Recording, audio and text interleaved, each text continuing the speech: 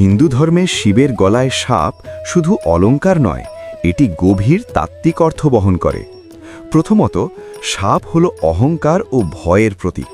শিব সেই ভয় ও অহংকারকে নিজের নিয়ন্ত্রণে রেখেছেন, তাই সাপ তার হাতে নয়, পায়ে নয়, গলায়। অর্থাৎ ভয় কখনো তাকে শ্বাসরোধ করতে পারে না। দ্বিতীয়ত, সাপ কাল বা সময়ের প্রতীক।